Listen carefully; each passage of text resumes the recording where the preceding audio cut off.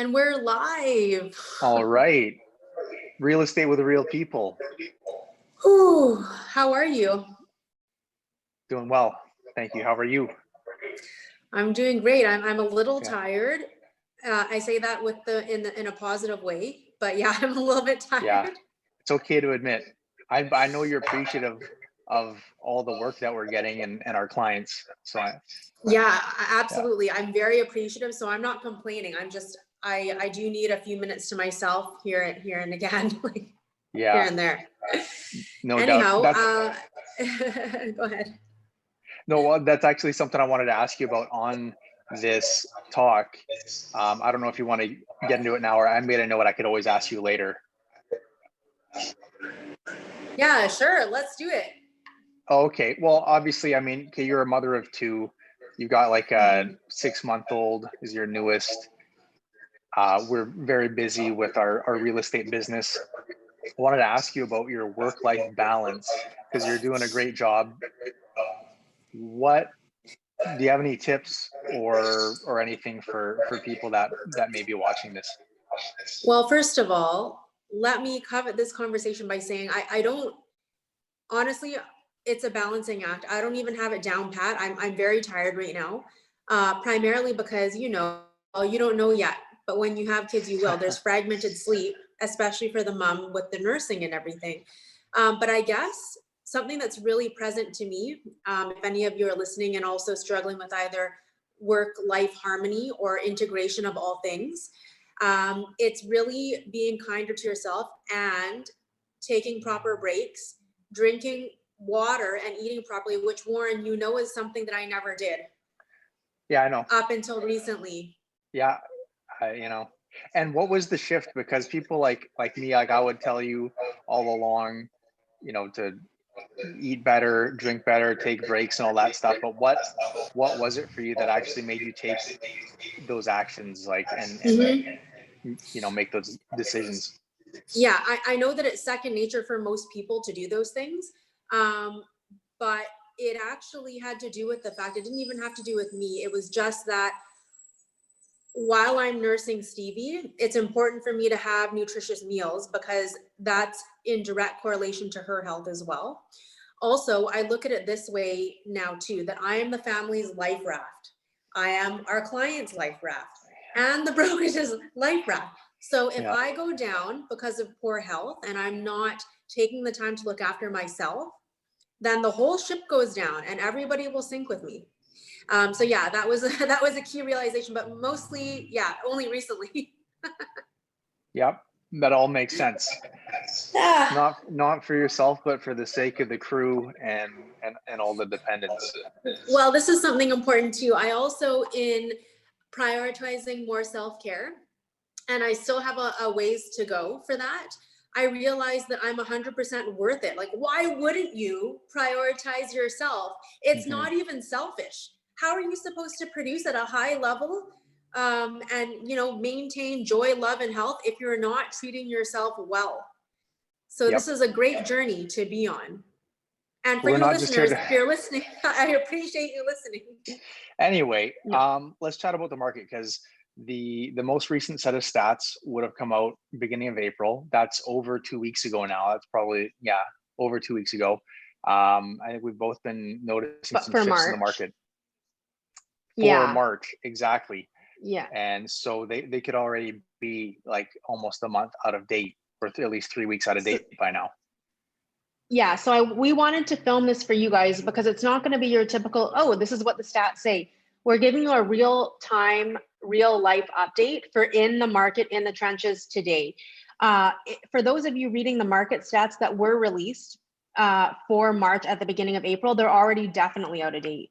Or even the headlines in the news, because those headlines are same thing. Those are a bit lagged as well by weeks, or they're even relying on the past reports.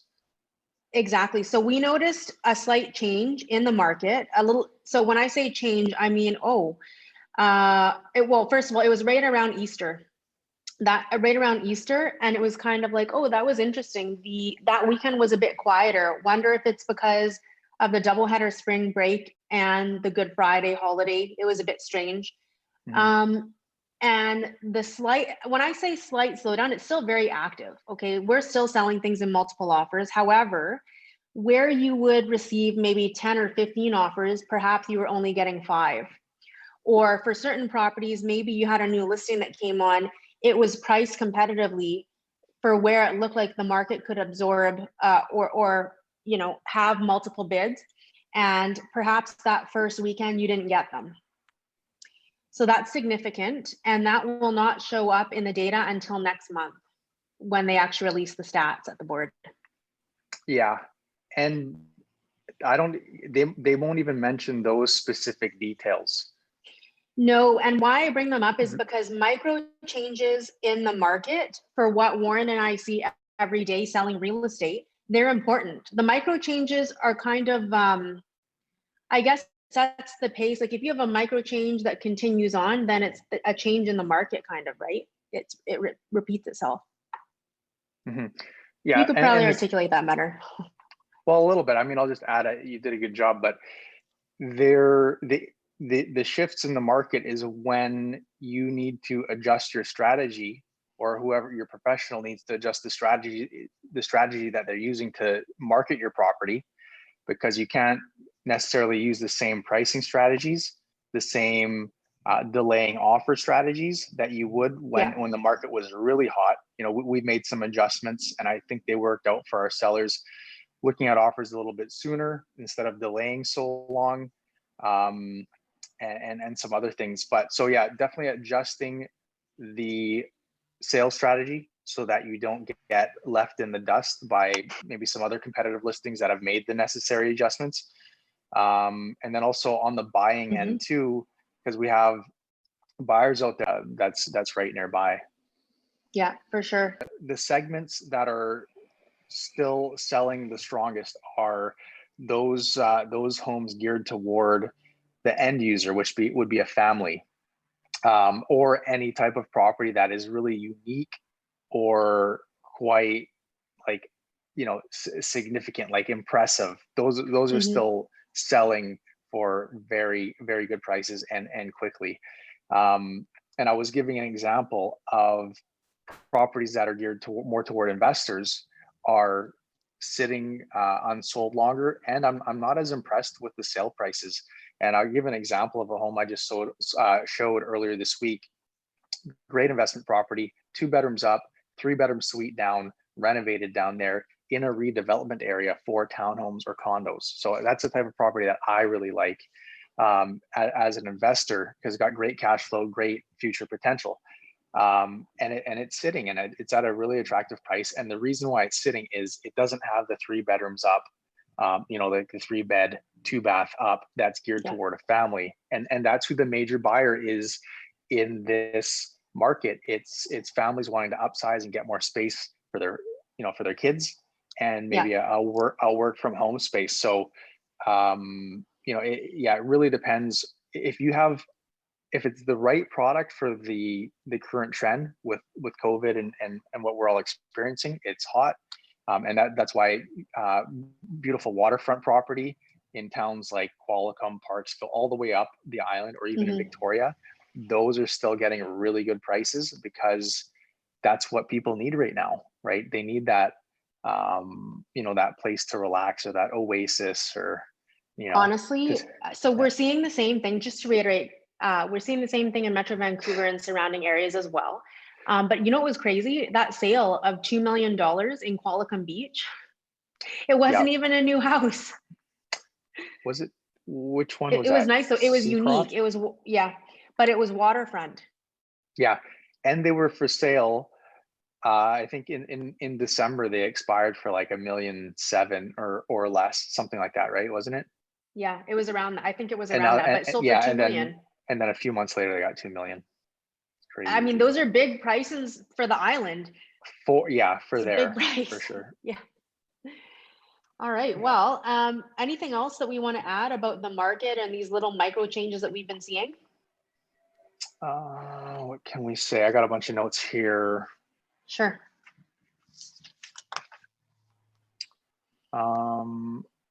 Something that I was impressed with actually is that you were able to get a subject to sale, or no, subject to buying deal done for a seller that we were Yeah. representing. That was a hard one. And that is like, that's not a clause you often see. So that was we had a listing in Brentwood that they agreed to sell it to a buyer subject On the mainland. Yeah. Subject to them, our client, the seller, being able to buy a home in a very busy market, and then you secured them that house. That was so challenging. Yeah. I mean, sometimes it's important to think outside of the box and have creative solutions for clients where they might get priced out of the market completely, right? And they're not flexible on moving areas. So that's the reason why we took that route for those particular clients. You didn't pressure them to sell their house without that subject in there, because I know their fear would have been to be left homeless, right? Yeah, the market was in our favor at the time. So it was kind of one of those conversations where it's like, listen, it might not work. This is what we need to do in order to make it happen. And this is how quickly you need to move in order to make your dream of moving into a single family detached happen. Yeah. And you say the market was in your favor. You're referring to, you had leverage over the buyer that wrote the offer on the property, because they're obviously in a highly competitive environment. They didn't really have many options other than to just go along with that subject. But the market wasn't in your favor when looking for a house to buy. Oh, it was madness. It was against, yeah. It was crazy because there at the time for detached in the area they wanted, there were sales records there, even on busy streets, selling 300 to 400,000 above the asking price, and also selling for prices that were higher than the last peak on some of those busy streets. So yeah, it was a bit scary for them, which is why we had to implement that specific plan where they were safe on all avenues, and we actually made it happen. That was awesome. That could be play of the year. I made a lot of cool things happen, but I was going to say in my career, that probably was the coolest one. Yeah. No, there's been others, trust me. There's been other ones too. I know there have, but seriously, that one was challenging. Well, honestly, the majority of realtors aren't even going to suggest that as a solution for their client. I mean, let's be honest. They won't take it on. And because there's a greater chance that you, their realtor, are going to end up empty-handed, not making it right. And but yeah, I mean, you did what was in the best interest of our clients at a high risk to you, right? And it worked out. So that was awesome. Well, thank you. It was, and I've been told that I need to celebrate more wins because we're so thrilled for those. But yeah, seriously, it was freaking wicked. Yeah, you should do a video on that one. I think I challenge you to do a video or to celebrate that. And yeah, but don't ask us to do this all the time, because that's a lot of work. Ideally, I mean, yeah, it's a lot. I want to say one other thing about that scenario though. This was a very specific scenario too, because these clients were not willing at all to move a little bit further out, in which case their plan would have easily worked. Okay. They were very clear that they were not going to sacrifice the location because they also have 3 kids and all the kids are settled, right? So it's not always going to be, you don't always need to do that. If you're flexible on the area. Hopefully they leave a nice review. I mean, yeah, they're very happy with the service. Unfortunately, they don't have Google accounts, so I don't know. We'll set it up for them. Don't worry. Okay, let's. What else did I want to talk about here? I want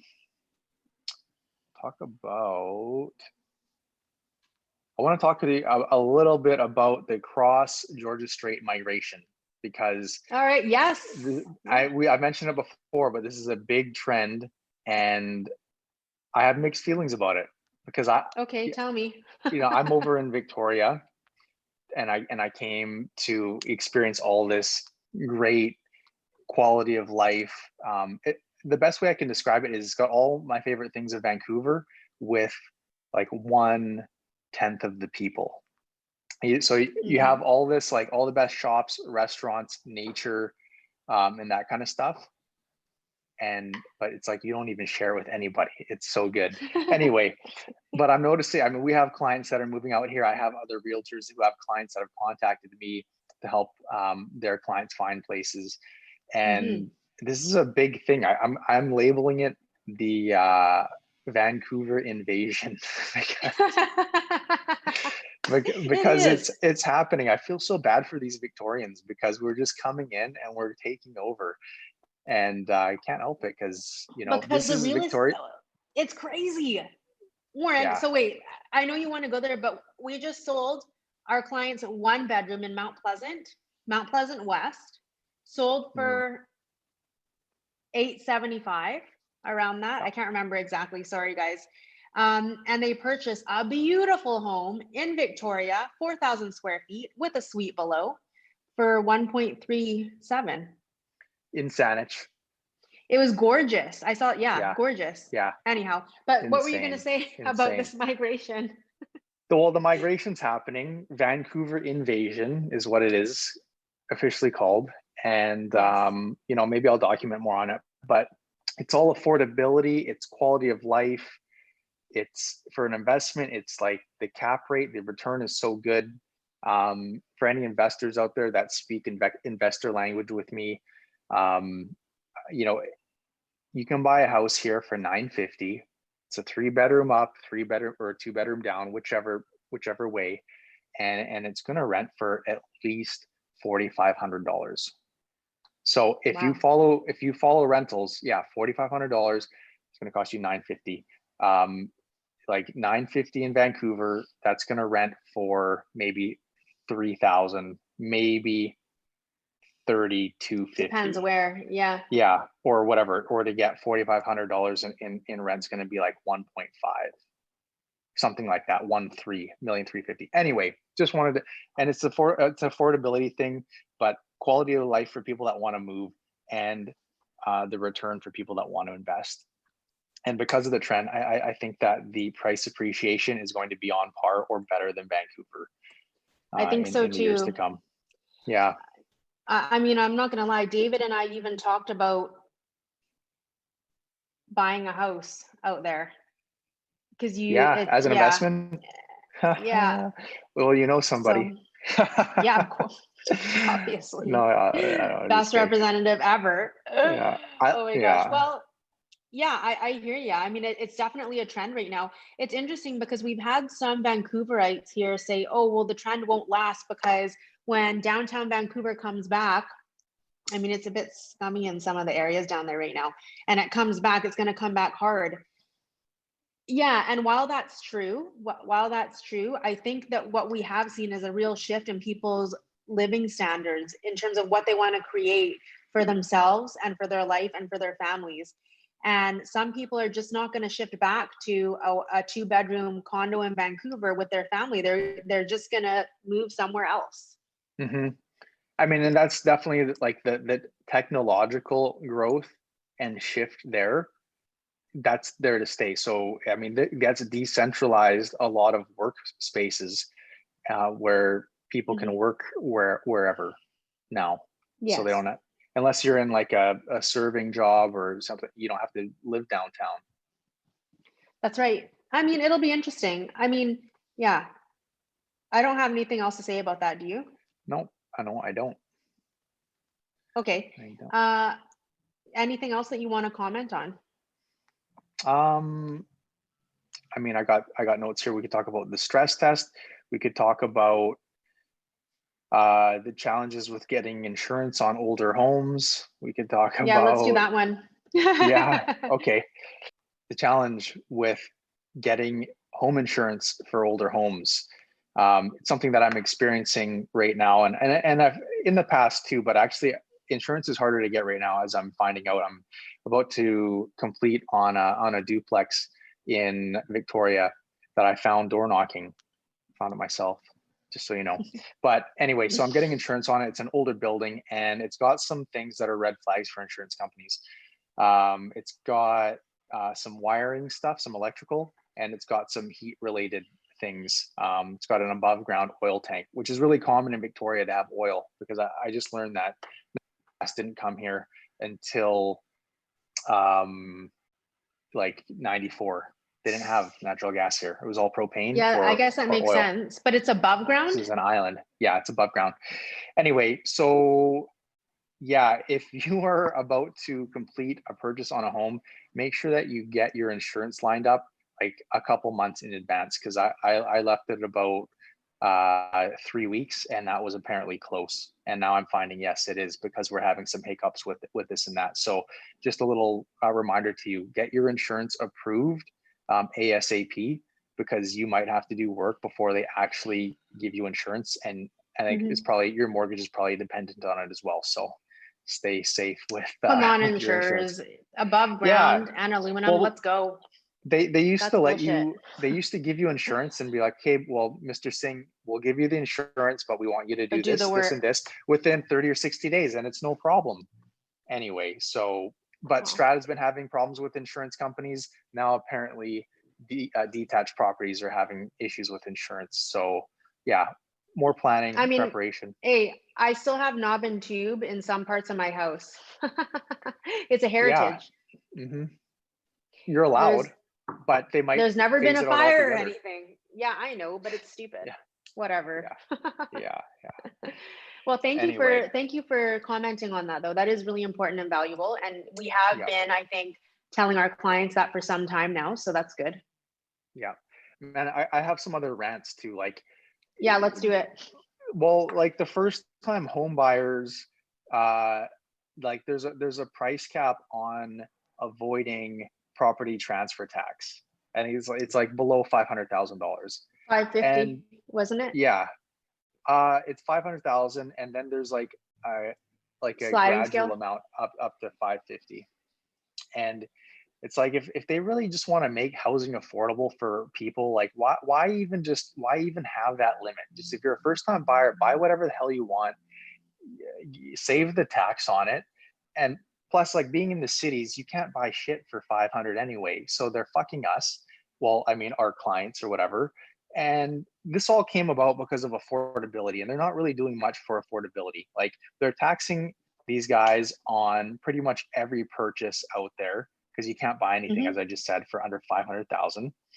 And so they're screwing us there. They're increasing all these other taxes for property transfer tax on purchases over 2 million, 3 million, etc. Like, you know what I mean? They're not really trying to make it more affordable for people. Yeah. No, I 100% agree. I was just gonna say, yeah. I mean, when Warren says the max of 550 for first time home buyer rebate, he's talking about resale. It's different for pre-sale, which is a whole different ball game. It's higher for that. But I believe you. It's like, or what? Yeah, not everybody that's purchasing a home is rich. Okay, people want a safe place to live with their family, so give them a friggin' break on some of the taxes. Yeah. If you're going to have a first time home buyers program, why discriminate? This guy can afford 500, or this guy can afford, $1 million. $1 million doesn't buy you that much anyway. You're barely getting by. Well, it's not even land value in anywhere in Metro Vancouver, like nowhere. Yeah. Nowhere. Yeah. You can't buy anything. So quit giving crumbs. You know what I mean? They're just giving crumbs. They ain't doing anything. I have a separate rant about something else, but is it related to affordability?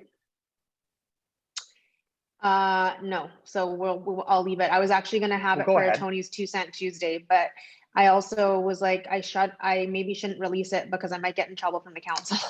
Oh. Okay. That's well, okay. Go ahead. Go with it. Go with it. All right. I'll just say what it is and we'll see how we feel about it. FINTRAC. Oh, okay. I get why we have to FINTRAC Receipt of Funds clients. I understand that CRA wants to protect against money laundering, but do I look like a friggin' police officer to you? Do I? Yeah. Because I can assure you, all of the clients that we work with, hardworking people. And it's really interesting to me too. It's like, the ones that are the hardworking people, but you have to ask them personal information about their bank accounts. If someone was asking me about my bank account, my response would be, I don't want to give you my bank account information, not because I'm hiding anything or money laundering, but simply because it is my personal information. And where are you going to be keeping that information? Anyhow, it's just interesting too. I don't like fear mongering. And the penalties for real estate agents not FINTRACing properly are absurd. I mean, you can get fined up to millions of dollars or be imprisoned. I want Yeah. to say one other thing in this regard. This reminds me of when you're flying internationally. I probably shouldn't equate it to this, but if you're flying internationally and you know, when you have to go through the checkpoints and whatever it is, all of the people that are going through the checkpoints and just regular people going on their holidays, they're not doing anything wrong. It affects them. The people that are trying to get through with the bomb, they still get through. Just a little That's true, analogy. because well, yeah, nobody's taking a bomb that direct way anymore. So basically, you're just affecting innocent people. But that's But the like people that are still money laundering, honestly, they're still doing they're it. still doing it Like, for sure, because they're using realtors that aren't going to report properly as well. but anyhow, that's just, we'll leave it there for now, but I understand why it exists, but It's a it's flawed just really system. interesting. You're making it It's a flawed difficult system. for people for no reason, and the people that are Yeah. innocent. You know what? That's why we're going to go crypto. That's why the governments are going to adopt crypto, so they'll track everything, and then Of course they want to. they won't be concerned about money laundering, because it's all going to be in the system. You will never own cash. You will never, it'll only be programmed where it can go, who you can trade it to, and all that. Anyway. Well, you know what's crazy too? Sorry, one last thing on this topic, because according to those forms, if you have a client that buys something cash, you actually have to report it. And it's kind of like, well, so hold on a second. Are you saying then this is under a very flawed premise and also really negative mindset? There are successful people out there that exist. Okay. They have earned their money fair and square. And now you're penalizing these hardworking people that it's been life's work. They bought something cash. You're penalizing them and making us flag them because why?